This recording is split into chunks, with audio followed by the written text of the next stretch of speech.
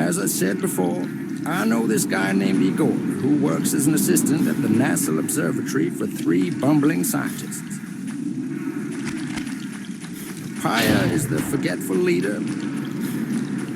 Banani is always messing things up, and Ravioli just thinks about food. Igor always has stories about the chaos they've caused. I was talking about the time they suddenly remembered, right at the last minute, that they had to go to a work conference. And so Igor and the scientists are working at the observatory, just like every day. Ravioli says he bought a new used book. He claims he found it on sale at a stall. But something doesn't add up for Banani. The book is used and also on sale. And do you know how Ravioli responds? He says the owner loved coffee excessively. Banani still hasn't realized that the book was covered in coffee. And Ravioli bought it anyway. Can you believe how stingy this guy is? At this point, normal people would change the subject. Instead, Banani asks him what the title is. What do you think? Maybe he wanted to borrow it? Anyway, Ravioli reveals the title. 5 minimal facts about the resurrection of Christ. At this point, Papaya chimes in.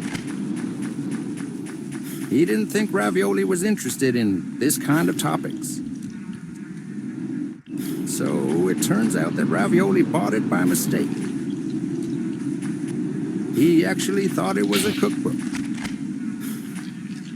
Banani is perplexed.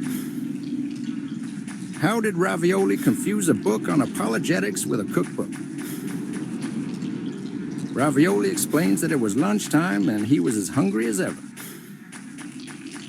So he read the title 5 Minty Tarts from the Restaurants of Cyprus.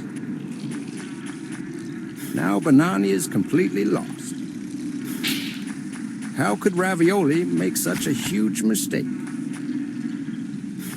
Ravioli replies that he was so hungry he couldn't see straight.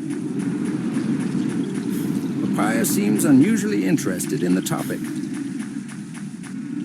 The book discusses the historical evidence for the resurrection of Jesus.